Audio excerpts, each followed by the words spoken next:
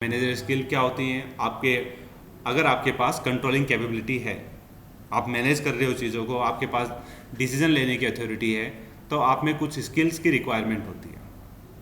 तो आपकी जो स्किल हैं एज ए मैनेजर, तो वो सारी स्किल्स थी, वो थी आपकी मैनेजरियल स्किल्स, कि जिनके अकॉर्डिंग आप अपनी ऑर्गेनाइजेशन में अपनी रेस्पॉन्सिबिलिटी को कितने अच्छे से फुलफिल कर पाते हो। रेस्पॉन्सिबिलिटीज़ हैं आपकी, आपको कंप्लीट करनी है, बट अगर वही रेस्पॉन्सिबिलिटी आप अगर अच्छे से काम करते हैं, आप में कैपेबिलिटीज़ हैं, तो आप उन्हें बहुत अच्छे से कंप्लीट कर पाएंगे। और आप अगर अपनी रेस्पॉन्सिबिलिटी अच्छे से कंप्लीट करोगे तो आपके ऑर्गेनाइजेशन को आपसे बेनिफिट होगा, और आपका जो बेनिफिट है उसके अकॉर्डिंग आपकी ऑर्गेनाइजेशन को ग्रोथ मिलेगी, प्रॉफिट होगा, आपके जो खर्चे हैं ऑर्गेनाइजेशन के एक्सपेंसेस हैं वो कम होंगे। तो इस तरह से आप अपना ऑब्जेक्टिव जो आप फाइनली हमने डिसाइड किया था कि हमारा ऑब्जेक्टिव हमें अचीव करना है, तो वो आपकी ऑर्गेनाइजेशन अचीव कर सकती है। अब उसी चीज़ में नेक्स्ट जो आपकी टर्म आती है वो आती है आपके ऑर्गेनाइजेशनल कंट्रोल टेक्निक। तो दैट मीन्स अगर हमें कंट्रोल की रिक्वायरमेंट है तो उसे हम किस तरह से कंट्रोल कर सकते हैं। और कंट्रोल क्या था? ऑर्गेनाइजेशन कंट्रोल, जो हमने पहले भी पढ़ा था कि ऑर्गेनाइजेशन कंट्रोल है कि आपके पास किस तरह से सारी इन्फॉर्मेशन आती है, और जो इन्फॉर्मेशन आपके पास है चाहे वो किसी प्रोसेस से रिलेटेड हो, प्रोसेस भी हो सकता है आपका, आपके वर्कर्स भी हो सकते हैं, एम्प्लॉयज़ भी हो सकते हैं, आपके प्रोडक्ट के लिए आपके मार्केट के अंदर रिक्वायरमेंट है, उनके अकॉर्डिंग आपके इन्फॉर्मेशन है वो भी आ सकती हैं। तो अलग अलग चीज़ें हैं, उनको आपको किस तरह से देखना है, समझना है और मॉनिटर करना है। तो दैट मीन देखना और समझना तो क्या हो गया उसकी मॉनिटरिंग, और मॉनिटरिंग के अलावा आपको उन चीज़ों के ऊपर जो भी प्रॉब्लम आ रही है उन प्रॉब्लम्स को सॉल्व आउट करना है। तो वो चीज़ आपकी कहलाती है control. So control techniques provide managers with the type and amount of information they need to measure and monitor performance. So that means आपकी कंट्रोल टेक्निक क्या हुई कि जो मैनेजर्स को इंफॉर्मेशन के रूप में मिलती है, जिससे उन्हें पता चलता है कि आपका प्रोसेस प्रॉपरली हो रहा है या नहीं हो रहा, या उसमें यह पता चलता है आपका कि किस तरह से आपका परफॉर्मेंस आप इम्प्रूव कर सकते हैं। जैसे सपोज हम एक एग्जांपल लेते हैं, किसी भी एक प्रोसेस के लिए हमारी एक प्रोडक्शन इंडस्ट्री है, और उस प्रोडक्शन इंडस्ट्री में पर्टिकुलर टाइप का प्रोडक्ट हमारा डिज़ाइन हो रहा है, या पर्टिकुलर टाइप का प्रोडक्ट है, उसका प्रोडक्शन वहाँ पे हो रहा है कंप्लीट। सपोज गियर्स बन रहे हैं वहाँ पे, तो अब गियर इंडस्ट्री के अंदर अगर गियर्स बन रहे हैं, अब उन गियर्स की परफॉर्मेंस हम किससे मेज़र करेंगे, क्वालिटी हम किससे मेज़र करेंगे? तो गियर अगर हैं तो उनकी क्वालिटी यानी कि एक्यूरेसी से।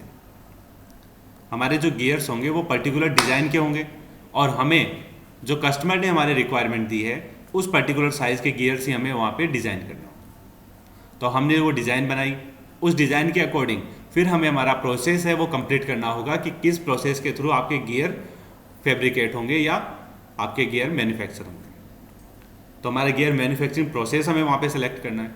उस प्रोसेस को सिलेक्ट करने के बाद हमें डिसाइड करना होगा कि हमारे एम्प्लॉयज़ जो हैं, कौन से ऐसे एम्प्लॉयज़ हैं जो कि इस मशीन के ऊपर वर्क कर सकते हैं। तो गियर आपका जो मैन्युफैक्चरिंग प्रोसेस है उसके अंदर पर्टिकुलर आपके स्किल्ड एम्प्लॉयज़ होंगे जो आपके गियर को अच्छे से डिज़ाइन करें या प्रोड्यूस करें। तो उन वर्कर्स को प्लस आपको एक टाइम कंजप्शन देखना होगा कि पर्टिकुलरली कितना टाइम लगता है आपको गियर डिज़ाइन करने में या प्रोड्यूस करने में। तो वो सारी चीज़ें जब आप देखते हैं, इंफॉर्मेशन आपको वहाँ पे उसकी मिल जाती है, तब आपको पता चलता है कि एक्चुअल में आप क्वालिटी के साथ कितना कॉम्प्रोमाइज़ कर रहे हो या नहीं कर रहे। आपने गियर बनाया, उसकी क्वालिटी टेस्टिंग हुई, उससे आपको पता चला कि आपके प्रोडक्शन है वो परफेक्टली है या उसमें कोई एरर रह गया। अगर आपके प्रोडक्शन में कोई एरर है वो उसके डिज़ाइन में भी हो सकता है, उसके प्रोसेस में भी हो सकता है, उसके प्रोसेस में जो एम्प्लॉयज़ इंगेज्ड हैं उनकी स्किल में भी हो सकता है। तो अब आपको वहाँ पे फाइंड आउट करना होगा, क्योंकि आपके पास इंफॉर्मेशन सारी है कि प्रोसेस आपका कैसे स्टार्ट हुआ था, प्रोसेस में क्या क्या प्रॉब्लम्स आई थी और क्या आपने फाइनल प्रोडक्ट बनाया है। अब उस प्रोसेस में जो आपकी प्रॉब्लम है उन्हें आपको फाइंड आउट करना है और उन्हें आपको कम्प्लीटली रिमूव करना है, क्योंकि प्रॉब्लम्स रिमूव करोगे तभी आपका प्रोडक्ट है वो फाइनली और अच्छे से बन पाएगा। और वही काम आपको करना है कि आपको अपना प्रोडक्ट है वो अच्छा बनाना है, ताकि आपको मार्केट से जो ऑर्डर मिला है उसे आप फुलफिल कर पाओ। और मार्केट में जो आपको ट्रस्ट बिल्डअप करना है वो ट्रस्ट आप इजीली बिल्डअप कर सकें। अगर आप अपने प्रोडक्ट में अपनी क्वालिटी नहीं दे पाएंगे तो मार्केट में आपका ट्रस्ट नहीं बन पाएगा। तो इसलिए हमें उस चीज़ की रिक्वायरमेंट है कि हमें हमारे प्रोडक्ट के साथ उसकी क्वालिटी भी रिक्वायर्ड है, और क्वालिटी देने के लिए हमें हमारी टेक्निक्स को कंट्रोल करना होता है, और वो कंट्रोल हम उनकी इंफॉर्मेशन के थ्रू कर सकते हैं। The information from various control must be tailored to a specific management level, department, unit और ऑपरेशन। तो जो हम इंफॉर्मेशन मिलती है उससे हम क्या कंट्रोल करते हैं, अलग अलग लेवल्स के ऊपर, मैनेजमेंट लेवल पे, या फिर डिपार्टमेंट लेवल पे, या फिर आपका पर्टिकुलर यूनिट लेवल पे, या फिर ऑपरेशन लेवल तक। तो हम हर एक चीज़ को उसमें कंट्रोल कर सकते हैं कि हमें एक्चुअल में प्रॉब्लम आई कहाँ से और कैसे हम उस प्रॉब्लम को सॉल्व करेंगे।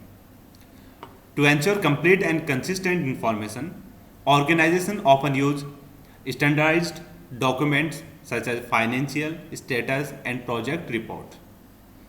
तो हर अलग अलग ऑर्गेनाइजेशन में इंफॉर्मेशन के लिए क्या करते हैं, डिफरेंट फॉर्मेट्स यूज़ किए जाते हैं, डॉक्यूमेंटेशन यूज़ किए जाते हैं। जो कि फाइनेंशियल है उसकी फाइनेंशियल कंडीशन को दिखाता है, स्टेटस है वो आपके टोटल जो आपके वर्किंग है उसको कंप्लीट को शो करेगा कि कितना हमारे पास ऑर्डर मिला हुआ है, कितना ऑर्डर हमने कंप्लीट कर दिया है और किस तरह से हम अपना काम कंप्लीट कर रहे हैं। देन प्रोजेक्ट रिपोर्ट, आपको पर्टिकुलर जो प्रोजेक्ट है उसके अंदर क्या क्या प्रॉब्लम्स आ रही हैं, क्या प्रॉब्लम्स नहीं आ रही हैं, कितना प्रोजेक्ट है आपका कंप्लीट हो रहा है, कितने उसके परसेंटेज कंप्लीशन है। तो वो सब चीज़ें उसकी प्रोजेक्ट रिपोर्ट में मिलती हैं। तो इस तरह से हम डिफरेंट डॉक्यूमेंटेशन क्रिएट करते हैं, और वो डॉक्यूमेंट्स हमें ये इंश्योर करता है कि हाँ हमारे पास प्रॉपर इन्फॉर्मेशन है या नहीं है। उन रिपोर्ट्स को देख के हम उनकी इन्फॉर्मेशन को ले सकते हैं। Each area within an organisation however uses its own specific control technique. हर एरिया यानी कि हर सेक्शन हमारा जो होगा वो अपनी प्रॉपर कंट्रोल टेक्निक यूज़ करता है। जैसे अगर हम अपने ऑर्गेनाइजेशन लेवल की बात करते हैं तो जो मैनेजर्स होते हैं वो अपने लेवल पे कंट्रोल करते हैं। उसके बाद उनके जो सबऑर्डिनेट्स होंगे, जो डिपार्टमेंट्स होंगे, डिपार्टमेंट हेड्स होंगे, वो अपने लेवल पे कंट्रोल करेंगे। और डिपार्टमेंट लेवल के बाद जो इन्फॉर्मेशन उनके सबऑर्डिनेट्स के पास पहुंचेगी, तो जो आपके एम्प्लॉयज़ हैं पर्टिकुलरली यूनिट लेवल पे, वो अपने यूनिट लेवल के ऊपर उन चीज़ों को कंट्रोल करते हैं। देन लास्ट में ऑपरेटर लेवल पे जब आता है तो ऑपरेटर लेवल भी अपनी इन्फॉर्मेशन कलेक्ट करता है कि हम मेरे को मशीन में क्या प्रॉब्लम आ रही है, कैसे मैं इस मशीन से सारा काम अपना टाइमली कंप्लीट कर सकता हूँ। तो उन चीज़ों को उन्हें टाइमली कंप्लीट करना है, तो उससे आपके पास जो इन्फॉर्मेशन मिल रही है उस इन्फॉर्मेशन को उन्हें प्रॉपरली यूज करना है। After the organisation has strategies in place to reach its goals. तो जैसे हमारी ऑर्गेनाइजेशन है वो एक स्ट्रेटेजी बनाती है कि हमें कैसे अपने गोल के पास पहुंचना है या गोल अचीव करना है। Funds are set aside for the necessary resources and labour. तो वहाँ पे हमारे फंड्स हैं वो डिसाइड हो जाते हैं कि हमारे पास कितना फंड है, और उस फंड को हमारे पास जो जो नेसेसरी रिसोर्सेज हैं, दैट मीन्स हमारे पास नेसेसरी रिसोर्सेज कौन कौन से होंगे, हमारे पास मटेरियल की रिक्वायरमेंट होगी, हमारे पास मशीनरी की रिक्वायरमेंट होगी, तो वो चीज़ें हमारे पास होनी चाहिए। एंड लेबर, तो अब उनके पास जो हमारे पास मशीनरी भी है, मटेरियल भी है, तो उन्हें कन्वर्ट कौन करेगा फाइनल प्रोडक्ट में, तो उसके लिए हमें लेबर की रिक्वायरमेंट होगी। तो as money is spent, statements are updated to reflect how much was spent. तो जैसे पैसा खर्च होता है स्टेटमेंट को अपडेट कर देते हैं, जो कि ये दिखाता है कि कितना पैसा खर्च हुआ, हाउ इट वाज स्पेंट, कैसे खर्च हुआ, एंड व्हाट इट ऑब्टेन्ड, और उसको खर्च करने का हमें बेनिफिट क्या मिला, उससे हमें क्या बेनिफिट मिल रहा है, क्या हमने ऑब्टेन किया। Managers use this financial statement such as an income statement और balance sheet to monitor the progress of programme and plans. तो जो मैनेजर्स हैं वो इन स्टेटमेंट्स को या इन शीटों को यूज़ करते हैं ताकि ये जो फाइनेंशियल स्टेटमेंट है, इनकम स्टेटमेंट है उनके, या बैलेंस शीट है, वो उनको ये डिफाइन कर सके आपके पास जो प्रोजेक्ट है वो कितना कंप्लीट हो रहा है, कैसे कंप्लीट हो रहा है, और क्या उसमें प्रोसेस या प्रोग्रेस चल रही है। Financial statement provide management with information to monitor financial resources and activity. तो जो फाइनेंशियल स्टेटमेंट है वो उसके फाइनेंशियल रिसोर्सेज को भी और एक्टिविटी को भी डिफाइन करते हैं कि हमारे पास इनकम सोर्स क्या है, हमारे पास कितना पैसा बचा हुआ है और किस एक्टिविटीज़ के अंदर हमारा पैसा इन्वॉल्व हो रहा है। तो उन सब चीज़ों को हमें देखने के लिए हमारे फाइनेंशियल स्टेटमेंट्स हैं, उनकी रिक्वायरमेंट रहती है। The income statement show the result of the organisation operation over a period of time such as revenues, expenses and profit और लॉस। तो अब आपका जो फाइनेंशियल स्टेटमेंट है वो हमें क्या दिखा रहा था, हमारे रिसोर्सेज और एक्टिविटीज़ को। बट इनकम स्टेटमेंट होगा वो हमें क्या दिखाएगा, वो हमारी ऑर्गेनाइजेशन के एक पर्टिकुलर टाइम पीरियड के लिए, कि एक साल का टाइम पीरियड या फिर आपका 6 महीने का या 3 महीने का, आप एक पर्टिकुलर टाइम पीरियड लेते हैं। उस टाइम पीरियड के अंदर हमारी ऑर्गेनाइजेशन के अंदर कितना हमने रिवेन्यू जनरेट किया, कितना पैसा हमने वहाँ पे बनाया, कितना हमारा खर्चा हुआ, एक्सपेंसेस, और उसकी वजह से हमारे पास कितना प्रॉफिट हुआ है या कितना लॉस हुआ है। तो उन चीज़ों को हमारा इनकम स्टेटमेंट है शो करता है। The balance sheet shows what the organisation is worth at a single point in time and the extent to which those assets were finance through debits और ऑनर्स इन्वेस्टमेंट। बैलेंस शीट हमारे पास ये show करती है कि हमारी organisation के अंदर एक्चुअल में कितना एसेट्स हैं, यानी कि पर्टिकुलर टाइम के ऊपर कितनी प्रॉपर्टी हमारी ऑर्गेनाइजेशन के पास अवेलेबल है। वो property in the form of land, in the form of machineries, in the form of जो भी आपके पास प्रोडक्ट डेवलप्ड हैं उनके फॉर्म। तो उन सब चीज़ों में हमारे पास जितने एसेट्स होते हैं वो उनकी वर्थ होती है, उसको दिखाता है। और उसके अंदर साथ में उनको डेबिट करता है कि जो आपकी लाइबिलिटीज़ हैं, यानी कि कितना आपने मार्केट से उधार ले रखा है, तो कितना आपको मार्केट में देना है वो आपकी लाइबिलिटीज़ होंगी, और कितना आपका इन्वेस्टमेंट है जो आपका प्रॉफिट है। तो जहाँ पे आपने इन्वेस्टमेंट कर रखा है, यानी कि अपने रॉ मटेरियल में आप मान सकते हो, या फिर आपने मार्केट में शेयर परचेज करने में या किसी भी चीज़ के लिए आपने अपनी ऑर्गेनाइजेशन के लिए इन्वेस्ट कर रखा है, तो वो चीज़ आपकी इन्वेस्टमेंट में आ जाती है। तो वो चीज़ें सारी दिखा के फिर आपकी बैलेंस शीट दिखाई जाती है कि आपके पास जितना है उसमें से एक्चुअल कितना आपके पास बचेगा। तो ये सारी चीज़ें आपके अलग अलग स्टेटमेंट्स को दिखाते हैं, तो उनसे हमें पता चलता रहता है कि हमारी ऑर्गेनाइजेशन है वो किस डायरेक्शन में ग्रो कर रही है। क्या वो पॉजिटिवली प्रॉफिट की तरफ जा रही है, या हमारी ऑर्गेनाइजेशन के अंदर लाइबिलिटीज़ हैं वो ज़्यादा इंक्रीज हो रही हैं, हमें ज़्यादा पैसा है मार्केट में वो पे करना है, और हमारे पास प्रॉफिट इतना नहीं हो रहा, हमारे एसेट्स भी इतने नहीं बचे जितने हमारे ऊपर लाइबिलिटीज़। जैसे आपने सिंपल एग्जांपल इसका देखा होगा कि विजय माल्या का नाम आपने सबने सुना है।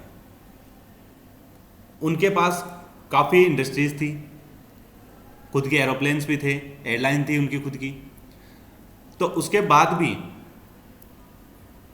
यही न्यूज़ आई है कि इनके पास पैसा नहीं है ताकि वो अपना कर्जा चुका सके। तो दूसरों को तो सुनने में ये लगेगा कि हाँ ठीक है, कि ऐसा कैसे पॉसिबल हो सकता है, जिस आदमी के पास इतनी बड़ी इंडस्ट्री है, इतने अब एयरक्राफ्ट्स भी हैं, अपनी खुद की मैन्युफैक्चरिंग इंडस्ट्रीज भी हैं, काफ़ी सारा अलग अलग बिजनेस भी है, तो उसके बाद भी वो मार्केट का पैसा जो है वो पे नहीं करे। तो वो सिर्फ इन्हीं रीजन्स की वजह से होता है कि वो प्रॉपरली इन चीज़ों में आदमी अपने आप को बैलेंस नहीं कर पाता। वो अपने इनकम से ज़्यादा इन्वेस्टमेंट कर देता है दूसरी जगह, जहाँ पे उन्हें लॉस भी हो सकता है, या फिर उन्होंने मार्केट से इतना ज़्यादा क्रेडिट ले लिया होता है, इतना ज़्यादा उधार लिया होता है कि वो उसे टाइमली कंप्लीट नहीं कर पाए। फिर उसके बाद जब इसका एनालिसिस वो करते हैं तो उन्हें पता चलता है कि उनके पास जितने भी एसेट्स हैं उनकी वर्थ इतनी नहीं है जितना उन्होंने मार्केट से उधार ले रखा है। तो उन चीज़ों में फिर उसके बाद उनमें डिप्रिसिएशन आता है, और उनके बाद उनकी वैल्यूज़ है वो और घट सकती हैं। और जैसे उनकी किसी भी कंपनी की वैल्यू एक बार डाउन होती है, उसके बाद उनके शेयर वैल्यूज़ हैं वो डाउन हो जाते हैं, और शेयर वैल्यू डाउन होने से उस कंप्लीट जो कंपनी है उसकी वैल्यू में बहुत ज़्यादा नुकसान हो जाता है। तो जैसे उसका टर्नओवर या टोटल एसेट्स अगर जो काउंट होते हैं उनकी वैल्यू भी उसमें फिर कम हो सकती है। तो इस तरह से फिर उनका डिफरेंस है वो इंक्रीज हो जाता है कि किस तरह से उसके एसेट्स में और जो क्रेडिट हैं, जो लाइबिलिटीज़ हैं, उनके बीच का डिफरेंस अगर ज़्यादा हो जाता है तो वो फिर वो पे नहीं कर पाते हैं, और उसी कंडीशन में वो कंपनी को दिवालिया घोषित करते हैं।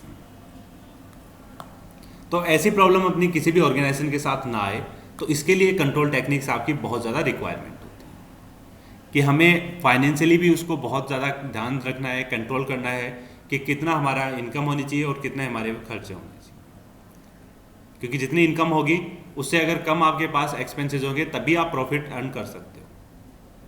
अगर आपके पास इनकम नहीं हो रही और आपके एक्सपेंसेस ज़्यादा हैं तो थोड़े टाइम बाद में ही आप अपनी कंपनी को घाटे में ले आओ।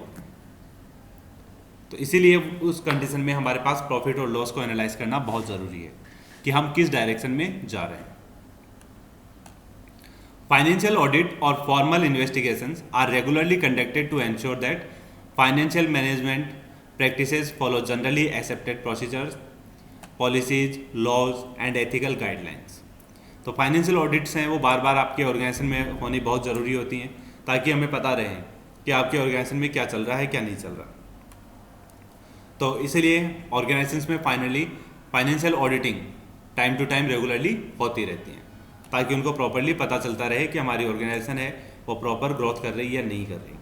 प्लस उनके अकॉर्डिंग जो प्रोसीजर, पॉलिसीज़, लॉ हैं, एथिकल गाइडलाइंस हैं उनको वो फॉलो कर रहे हैं या नहीं कर रहे हैं।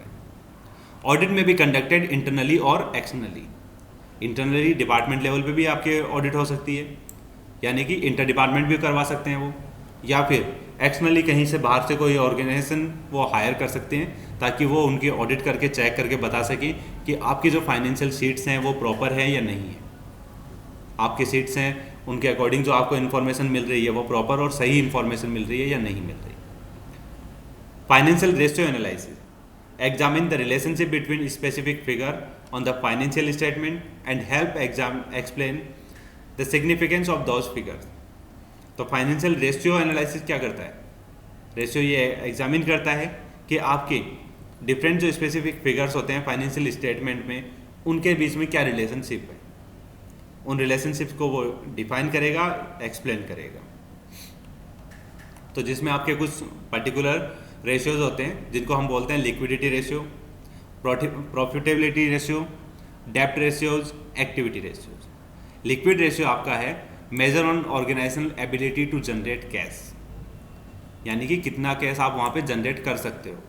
तो वो आपके ऑर्गेनाइजेशन की एबिलिटी को शो करता है, कितना पैसा आपके पास आ रहा है, कितना पैसा आपके पास जा रहा है। तो दैट मीन्स एक लिक्विड मनी।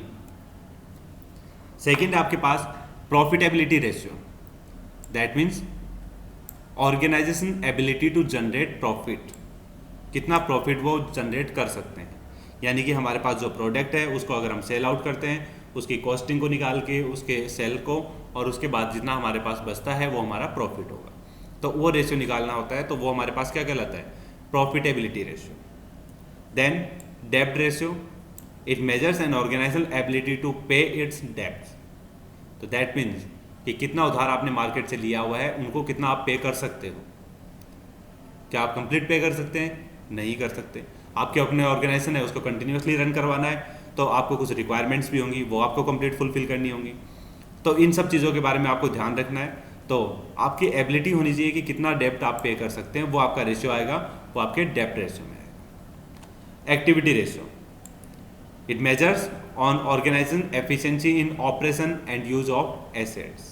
तो दैट मीन्स आपके पास कितनी मशीनरीज अवेलेबल हैं, कितने ऑपरेशंस आपके अवेलेबल हैं और उनको आप किस तरह से यूज कर सकते हैं। आप उनको प्रॉपर यूज कर रहे हैं या नहीं कर रहे हैं, तो उनका जो रेशियो आता है वो आपका एक्टिविटी रेशियो है।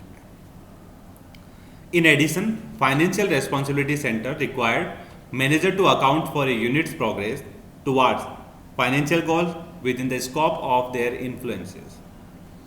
ए मैनेजर्स गोल एंड रेस्पॉन्सिबिलिटीज में focus on unit profit, cost, revenue और इन्वेस्टमेंट। तो जो आपके फाइनेंशियल रेस्पॉन्सिबिलिटी सेंटर हैं वो क्या करते हैं कि आपके अलग अलग डिपार्टमेंट के जो मैनेजर्स हैं उनको भी वो हायर कर सकते हैं या उनको कह सकते हैं कि आपको अपने डिपार्टमेंट में पर्टिकुलरली ध्यान रखना है कि आपका ये गोल है, आपके पर्टिकुलर इंडिविजुअल डिपार्टमेंट के लिए रेस्पॉन्सिबिलिटी है कि आपको यूनिट के प्रॉफिट के ऊपर देखना है, कॉस्ट के ऊपर देखना है, रिवेन्यू पे देखना है या इन्वेस्टमेंट पे देखना है। तो जैसे हम अगर फाइनेंशियली बात करते हैं तो बैंकिंग सेक्टर में मोस्टली ऐसा ही होता है।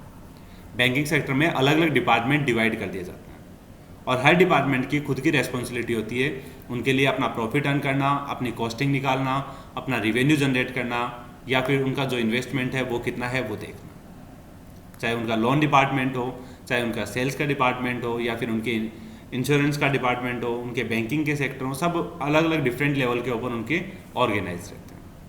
तो ये चीज़ें आपकी अलग अलग फाइनेंशियल रेस्पॉन्सिबिलिटी सेंटर्स में आ सकती हैं। Then budget control. A budget decides how much an organisation expect to spend and earn over a time period. तो बजट क्या होता है कि हम ये उम्मीद करते हैं कि हम कितना पैसा लगाएंगे, कितना पैसा हमारा खर्च होगा और उससे हमें कितना प्रॉफिट मिलने वाला है। Amounts are categorize according to the type of business activity और account, such as telephone cost और सेल्स ऑफ कैटलॉग्स। तो डिफरेंट जो एक्टिविटीज़ हैं या ऑर्गेनाइजेशन है उनके अकॉर्डिंग उनके बजट बनाए जा सकते हैं। जैसे अगर सेल्स का काम है कुछ टेलीफोनिक, तो वहाँ पे उनके टेलीफोन कॉस्ट या फिर उनके कैटलॉग्स वगैरह हैं, उनके लिए जितना इन्वेस्टमेंट होता है वो डिफाइन किया जाता है। Budgets not only help manager their finances but also help them keep track of their overall spending. तो फाइनेंशियल के साथ साथ जितना वो स्पेंड कर रहे हैं उसके बारे में भी मैनेजर्स को ध्यान रहता है, इसके लिए उनके बजट की रिक्वायरमेंट होती है। A budget in reality is both a planning tool and control mechanism. Budget develop process vary among organization according to who does the budgeting and how the financial resources are allocated। तो आपका budget जो है वो आपका एक planning tool के साथ साथ कंट्रोल मैकेनिज्म भी है। कैसे? क्योंकि हमने जो बजट बनाया था हमें उसके अकॉर्डिंग चलना होता है। हम पहले प्लान करते हैं कि हमारे पास डिफरेंट डिपार्टमेंट्स हैं, उनके अंदर रिक्वायरमेंट जो है उनके क्या क्या रिक्वायरमेंट रहेगी और कितना उनमें इन्वेस्टमेंट होगा। तो उन चीज़ों के अकॉर्डिंग हम अपना प्लान करके चलते हैं। Then we have to control. अब हमें उन चीज़ों को कंट्रोल भी रखना है कि कितना हमें प्लान करना था, जो हमने प्लान किया वो प्रॉपर है या नहीं है, और उस प्लानिंग के अकॉर्डिंग हमारा काम कंप्लीट हो रहा है या नहीं है। तो यहाँ तक ये आपके बजट के बारे में है और आज के लिए सफिशिएंट है, आपका टाइम हो गया।